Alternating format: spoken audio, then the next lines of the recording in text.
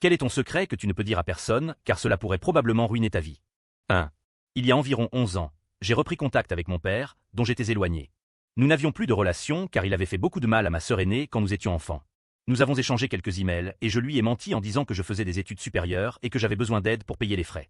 En 3 ans, il m'a envoyé environ 50 000 livres sterling. Quand il a découvert que c'était un mensonge, il avait contacté l'université pour demander un reçu, je l'ai bloqué et je n'ai plus jamais parlé avec lui. Cet argent, je l'ai partagé entre ma mère, mes frères et sœurs et moi, à un moment où nous étions en grande difficulté financière. Je leur ai fait croire que j'avais gagné dans un casino en ligne. Je ne ressens aucune culpabilité, mais je ne sais pas si ma famille comprendrait.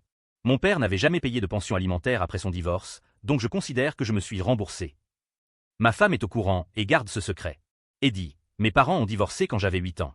À 17 ans, j'ai découvert ce qu'il avait fait subir à ma sœur. De 17 à 20 ans, je ne lui ai pas parlé. J'ai commencé à lui soutirer de l'argent à 20 ans et arrêté à 24. L'année après qu'il a découvert la vérité, je suis vraiment allé à l'université et maintenant je travaille comme technicien de laboratoire. Ces 50 000 livres sterling nous ont sortis de la pauvreté, aidé ma mère à trouver un meilleur emploi et permis de déménager dans un quartier plus sûr. Cet argent a aussi payé une thérapie privée pour ma sœur, ce qui lui a littéralement sauvé la vie. Je n'ai aucun regret. 2. 5 ans avant le décès de mon beau-père, atteint d'Alzheimer et de leucémie, j'avais remarqué qu'il parlait très peu le soir. Je lui ai demandé « Pourquoi tu ne parles pas un peu plus ?» Il m'a répondu « Si je ne dis rien, je ne peux rien dire de travers. » À l'époque, j'ai cru qu'il avait peur des disputes avec ma mère, alors je lui ai dit que moi, j'étais toujours heureux d'entendre ce qu'il avait à dire.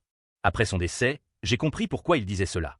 Un jour à table, il a essayé de me poser une question, mais mélanger les mots, les noms, tout sonnait faux. Et ma mère riait en disant « Ah, tu dis vraiment n'importe quoi. » Elle pensait qu'il faisait des blagues, elle n'avait pas compris qu'il s'agissait en réalité des premiers signes de sa démence. Cela l'a tellement marqué de se sentir incompris qu'il a peu à peu cessé de parler. Je ne dirai jamais ça à ma mère, car cela lui briserait le cœur. Elle a été à ses côtés jusqu'à la fin, supportant des moments terribles. Elle a beaucoup souffert, et je préfère garder ce souvenir pour moi. Nous l'avons enterrée il y a 2 semaines. Maintenant, je passe du temps avec ma mère, je cuisine pour elle, je l'aide au jardin, et mon frère ainsi que sa femme font de même. 3. Une fois, à l'anniversaire de mon neveu, j'ai eu une envie pressante. Pendant que tout le monde servait le gâteau, j'ai filé discrètement aux toilettes du sous-sol. Disons que j'ai laissé une odeur mémorable. Personne ne m'a vu entrer ni sortir. Après la fête, ma belle-sœur et mon beau-frère se plaignaient que 2 autres membres de la famille avaient bouché les toilettes du haut et empesté le sous-sol. Ils étaient persuadés que c'était eux et s'énervaient même en parlant. La vérité, c'est que c'était moi. Et à ce jour, ils n'ont jamais su. 4. J'ai gagné au loto. Je n'ai rien dit à personne et je n'ai pas changé de mode de vie. Je compte bien finir mon diplôme en data science pour pouvoir expliquer que mon argent vient de mon nouveau boulot. Eddie, merci pour vos messages. Pour répondre à quelques questions.